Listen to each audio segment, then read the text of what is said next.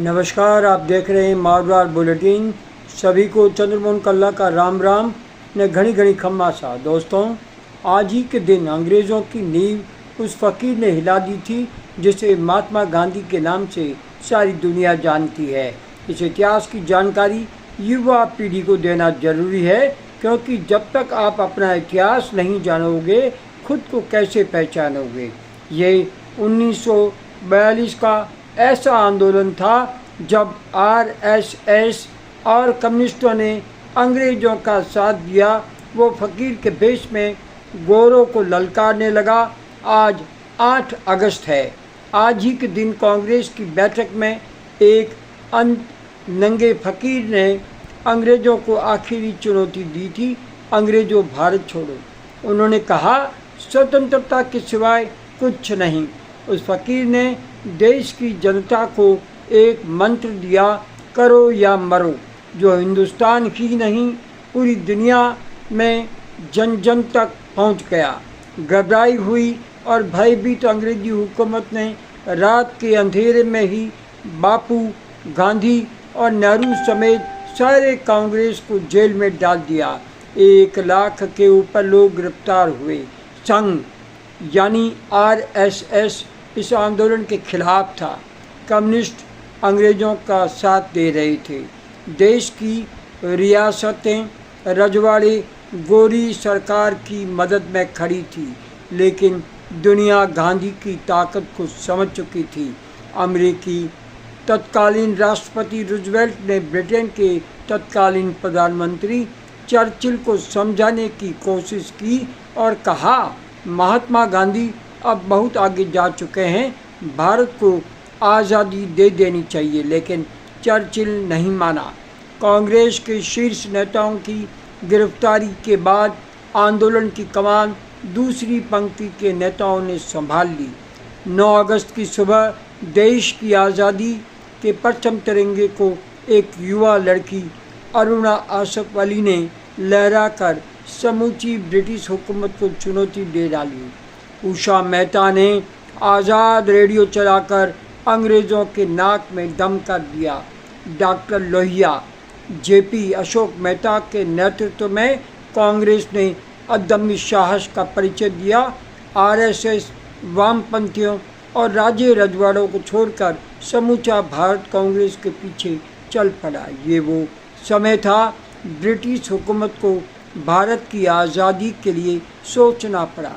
यही वो समय था जब अंग्रेज़ों ने फूट डालो राज करो की नीति अपनाकर कांग्रेस के हिंदू मुस्लिम नेताओं में फूट डालकर भारत का बंटवारा करवाया और दूसरे देश पाकिस्तान की कल्पना सामने आई। जिस कांग्रेस को आज देश में शासन चलाने का मौका जनता नहीं दे रही है, आज़ादी के लिए उसी कांग्रेस के महात्मा गांधी और पंडित जवाहरलाल नेहरू, सरदार वल्लभ भाई पटेल, मौलाना अब्दुल कलाम आज़ाद ने जेलों में समय बिताया। आज़ाद भारत देश को लोकतंत्र की ताकत थी। आज जो देश में सत्ता पर बैठे हैं, इनका स्वतंत्रता आंदोलन में कोई इतिहास ही नहीं है। जंगे आज़ादी की किताब में तो ये भी बताया गया है कि करो या मरो का नारा देते हुए जब महात्मा गांधी सड़कों पर उतरकर अंग्रेज़ों भारत छोड़ो आंदोलन चला रहे थे, यही आरएसएस इसके विरोध में खड़ी थी। आज की पीढ़ी को उस इतिहास की जानकारी नहीं देकर राष्ट्र प्रेम के नाम पर जो पंडित जवाहरलाल नेहरू के विरुद्ध जहर उगला जा रहा है, वही गांधी के साथ कदम मिलाकर देश को आज़ाद करवाने के लिए निकल पड़े थे। दोस्तों, युवाओं को उस इतिहास को पढ़ाना चाहिए कि देश में मुग़ल शासन कैसे आया, गोरों का राज कैसे ताकतवर बना और हिंदू मुस्लिम ने एक साथ मिलकर देश की आज़ादी की लड़ाई लड़ी थी। देश का बंटवारा उस समय मोहम्मद अली जिन्ना की जिद थी। गोरी सरकार ने इसका फ़ायदा उठाया और कह दिया था कि भारत के बंटवारे पर ही मुल्क आज़ाद होगा। बंटवारा हुए 79 साल हो गए। वर्तमान सरकार जो आरएसएस से निकली है, बंटवारे की घोर विरोधी थी। आज सत्ता की चाबी उनके पास है। देश की पावर उसके पास है, तो फिर जो सपना 79 साल पहले इसी सरकार के आकाओं ने देखा था कि बंटवारा ना हो, तो अब वे इस बंटवारे को ख़त्म कर विश्व का भूगोल क्यों नहीं बदलने की ताकत रखते। केवल कांग्रेस को कोसने से, पंडित जवाहरलाल नेहरू को कोसने से कुछ नहीं होगा। भारत, पाकिस्तान और बांग्लादेश में तीनों देशों के रिश्तेदार, वहाँ यहाँ की आवाम आज भी एक होने को उतावली है।